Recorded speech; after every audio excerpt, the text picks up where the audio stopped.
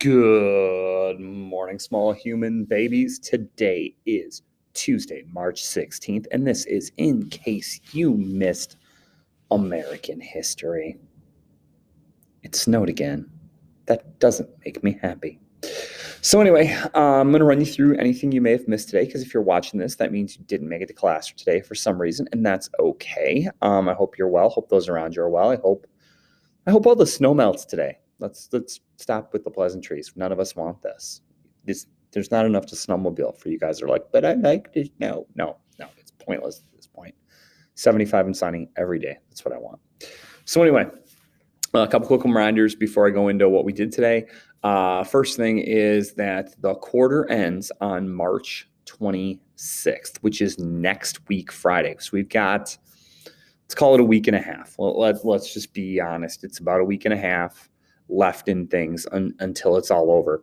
So I'm going to tell you that my cutoff for late work is going to be Friday, March 26th. But most importantly, if you owe me tests, if you owe me big projects like the one that was due yesterday, you need to get those into me as soon as possible. I don't want to be running right up against the end.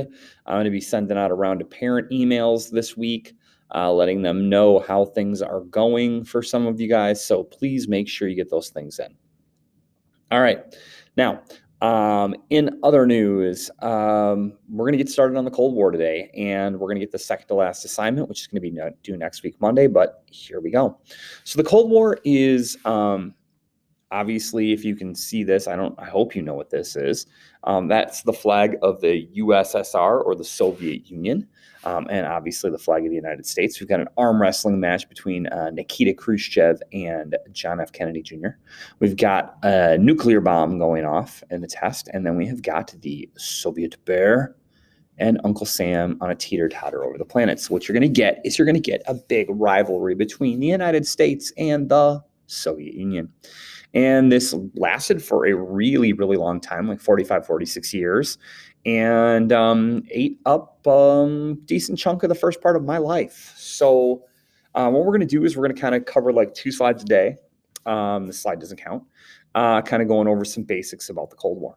Okay. And I'm going to give you kind of the quick version today. Okay, so it's not really a war. The Soviet Union and the United States don't ever declare war on each other. We never officially face off on a battlefield, although there are some times when Soviet pilots are involved in wars that Americans are in, and maybe some little stuff here and there, but never a full-blown, it would have been World War III. It doesn't happen. So it's not really a war at all. It's more a battle of ideologies, and ideology is a way of thinking, okay? And when World War II ends and the Nazis are defeated and then the Japanese are defeated, sorry, I don't mean to throw out the Italians, but I mean, they got defeated too.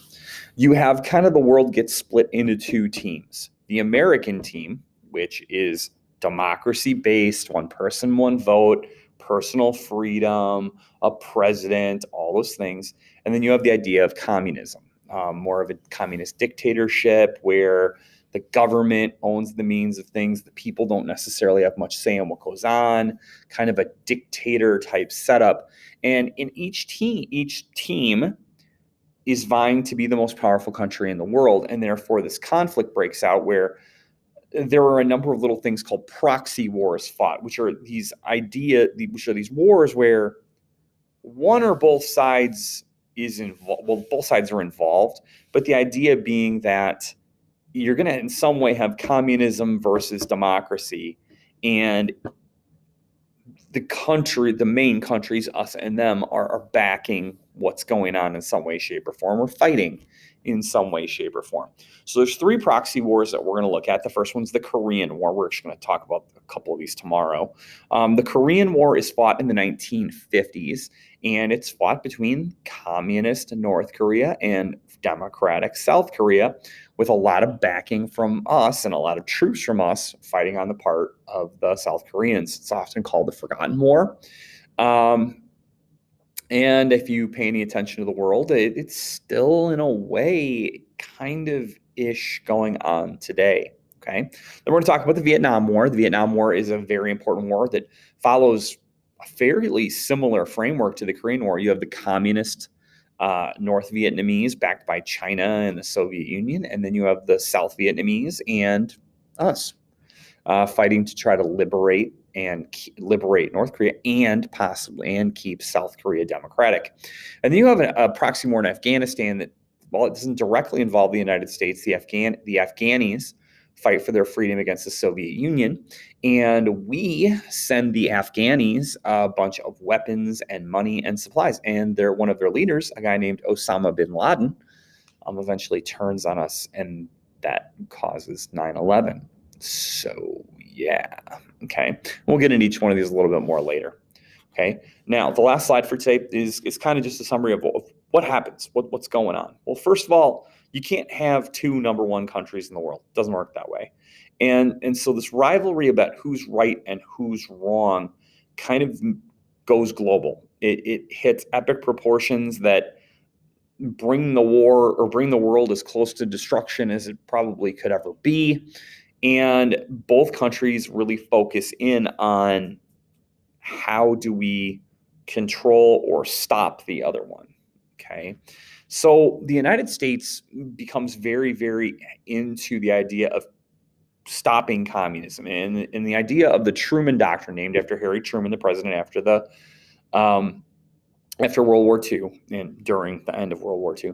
The Truman Doctrine basically says that the United States is going to stop the spread of communism wherever it should show up around the world. So we don't want them expanding. We especially don't want them expanding into our part of the world.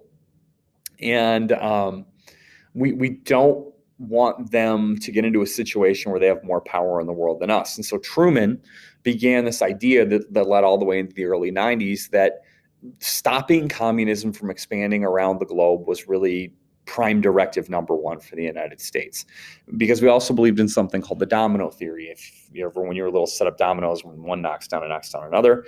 The Domino Theory was this theory that if we let one country fall to communism, more countries would fall to communism, especially in that area. This kind of starts off as an idea in Southeast Asia, but it kind of applies to a lot of things that we did. We didn't want to let one place become another and another and another. And so the world really kind of picks teams. We get involved in an organization called NATO, the North Atlantic Treaty Organization, and we are countries with common goals. It's us, it's Western Europe, it's a lot of North American countries. And our goal is to, first of all, be the best and strongest group of countries in the world that we can be, but also to stop the spread of communism, to keep the Soviet Union in check, to try to convert some of those communist countries over to our ways of thinking. The Soviets have a group they call the Warsaw Pact. That's them, a lot of Eastern European countries, some small Asian countries, and some other little countries around the world. And they very similarly are trying to promote the idea of communism and to get people to jump on board with what they're doing and try to recruit more places. We use something called the Marshall Plan, not named after the place where we live, the Marshall Plan, to try to get countries to come to our side. The Marshall Plan were these loans, money, that we used to help countries that were struggling get themselves back on their feet, to help rebuild after World War II, to help deal with problems all over the world, because we figured that if we could be the big helper, these countries would be more willing to pay attention to us and more willing to become involved in our way of thinking. And so what happens is, like I said, the world kind of picks teams. You have the United States and our allies, like I said, the western part of Europe, some parts of Asia, Australia, a lot of North America are all on our side. And the Soviets with their Warsaw Pact and what we'll call the communist bloc in Eastern Europe, kind of like this buffer zone between the West and the Soviet Union, and then some other places. And there's a lot of things that happen. We're going to talk about a lot of things here. And one of the big things is called the nuclear arms race. The two countries expanded the size of their militaries. They built nuclear warheads at an alarming rate. You can see that graph here. It kind of shows what the two had at times as far as warheads. You can see here that the Soviet Union had the most at one point with about 40,000. Both countries believe in this idea of mutually assured destruction. You launch at us, I'm going to launch back at you, and everybody's going to be toast. There were direct line phones from the White House to the Kremlin in Moscow. The president has this thing he carries called the nuclear football. It's actually just a briefcase, and it's got all the launch codes to all of our weapons. The thing still exists. Okay, Biden has it within feet of him at all times right now. Okay, because of the idea of mutually assured destruction, the world does get a little scary at times. There was talk about, how far do I live from a major city? Is there a nuclear missile aimed in my area? The answer was probably yes. And it's pretty tense in a couple of spots. At the height of all this, there were enough, they claim, I don't know how they figure the math on this, that there were enough nuclear weapons between the two countries to kill everything on the planet 52 times. Not shoot you once, shoot you 52 times. I'll kill you 52 times. And this creates a lot of fear on both sides. Citizens afraid of the other people, citizens believing their side is completely right and the other side is completely wrong. And at times a lot of fear about, will there be a tomorrow? Will there be a launch? Will that missile that's aimed at my town, land? And because of that, our government, starts to do things like they promote people building fallout shelters or having bomb shelters. They produce videos like this one here that I'm going to show in class called Duck and Cover to make school kids feel better about their chances of surviving a nuclear blast.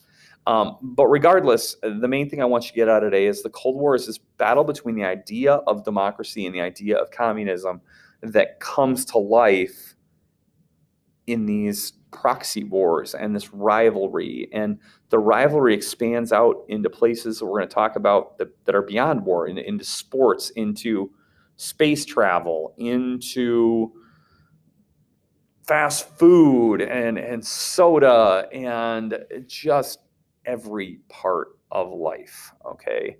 Every part of life. Now, the last thing I wanted to show you guys is you do have a new assignment this week. Oversimplified Cold War 1 and 2. I cut down on the number of questions this week from last week. The videos are pretty good. I think they're really well done. There are two, again. This isn't going to be due till Monday by midnight, next Monday by midnight. So you're going to have plenty of time to work on this week in class. If you have any questions, please let me know. Have a great Tuesday. Bye-bye.